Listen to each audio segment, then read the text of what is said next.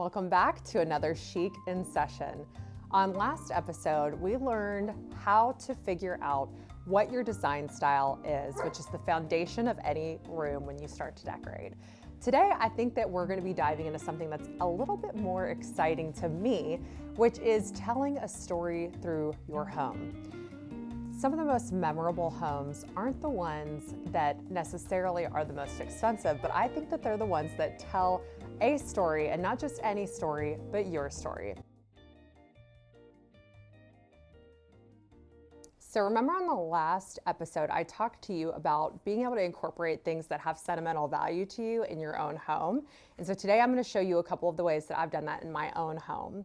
So sometimes a great question to ask first after you pick out those sentimental items isn't necessarily, does this match, but more, does this matter to me? So one of the things that mattered to me that I love is this pie crust recipe. So it's just a little old index card with handwriting on it, but it was my grandmother's and she always made her own pie crust. And so I thought that this was a perfect little story to tell in my own home. So it does matter. So I wanted to keep it and I wanted to give it a cherished spot in my home. So I went and had it framed in this beautiful gold frame and I had it set in linen. And because I worked with this company, they were able to do a copy of this index card so that I could give a similar one, not the original, but a similar one to my cousin as a gift, which she loved. So that is in my kitchen and it's a great conversation starter that I love. Another thing, more than just something as simple as something to get framed, I want to teach you about other ways that you can use things that might otherwise be sitting in a drawer that you can repurpose. So a great example of that is my wedding veil fabric. This is a lampshade and I bought this lamp that I loved for our bedroom. And I was looking at my I was looking at my wedding veil and I was thinking, you know, it's a shame, it's so beautiful. I hate to see it just sitting in a drawer. And so I decided to see if my lamp arts person could turn it into a shade, which they did, and it looks so beautiful. And the way that the little sequins catch the light is just gorgeous in our room. And I get to be reminded of our wedding day every time I see it. And so there are so many different creative ways that you can use things from your past, from your memories, to be a part of your decor and to tell your story. Another thing that I absolutely love, I think that every home, no matter what, should have a little wink. And what I mean by that is sometimes homes can feel a little bit stuffy, and that's where the storytelling really comes in. So I have a sweet golden retriever, and this is him on a drink stir. So after people get greeted by Bentley at the door and they walk over to my bar when they're coming over, they get to see this adorable little drink stir with his face on it, and they automatically laugh and grab for it and ask where they can get one too. These are just some of the ways that automatically put people at ease when they come over to your house by having something funny and to have something that they can talk about as soon as they walk through the door. So for today's first question, I want you to write down what deserves a spot in my home. Is it antique china? Is it a memento from travels? Is it something from your wedding day? Is it something from your kids? Those are all pieces that can be used. And the second question I want you to ask yourself after you identify those pieces is, how many sentimental pieces do I have that I want to display? Because that second question might be more important than the first. One of the things that we want to avoid when using our sentimental pieces is overcrowding a space with them. There needs to be a balance. They need to be on display. Think of your room as being able to have just a couple of stars. You don't want the whole room crowded in stars. So there is a place for these things that deserve star attention versus filler pieces that are going to give that room balance and have them not feel too antique.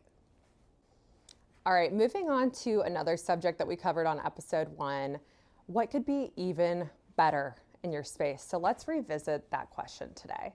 And I want to talk about these green chairs next to me. These chairs had a different fabric and I loved the chairs. They were comfortable. They were on my they need to stay list. they swivel, they are everyone's favorite armchair, but the fabric just did not work for the direction I was taking this room. So I knew that they needed to stay, but I also knew that I needed to do something to make them even better. So I went to a fabric store and I found this beautiful celery green color. And I loved the way that it looked on the silhouette. So I took them to go get reupholstered, which actually cost me less than buying a new chair. And I added this beautiful tape to the bottom. That was a little bit of a splurge. And they came out to be gorgeous. And the thing that I love about them is they still already had that kind of nice worn in feeling that we love from a favorite armchair, but now I've given them new life and they belong in the space. Remember, don't get rid of furniture if it has good bones. You can transform it. You can recover it. You can paint it. You can refinish it. You can get new hardware. There are so many different ways to transform a piece of furniture and give it new life to make it work with the design direction that you're heading in. And also, that's going to be a great way for you to save money along the way. The other question that we asked on the last episode was about what needs to go. And I used the example of that red sofa and we replaced it with a white one. But what's funny is here we were again. We moved to this house and I recovered these chairs and I knew what direction I was going on in the room. But then I realized that my white sofa was a little too plain for the design direction I was headed in. So once again, I was faced with the option of getting rid of the sofa or getting a new one. So it was a really difficult decision because it was our first sofa and I loved it and it was so comfortable. And after I priced out actually getting it recovered in that scenario, it was more advantageous for me to buy a new one than to recover the old one. Not to mention, I wanted something that felt a little more formal. So this one actually sits up a little higher and it's got 3 cushions instead of the 2. And the actual structure of this sofa feels a little bit more formal, which is what I knew that the room needed.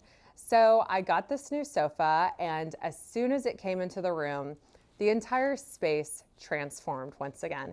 It brought in all these fun patterns and textures and things that I had purchased for the room and finally made everything make sense, and it made everything stand out even more. So this is actually one of the stars of my room.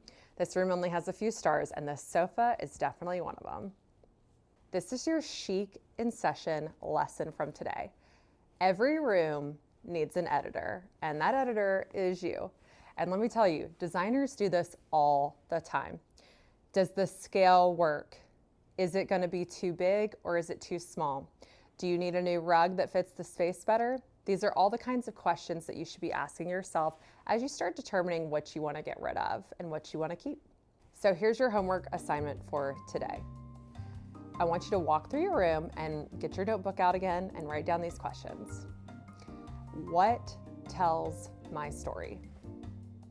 Next, what could be improved instead of replaced?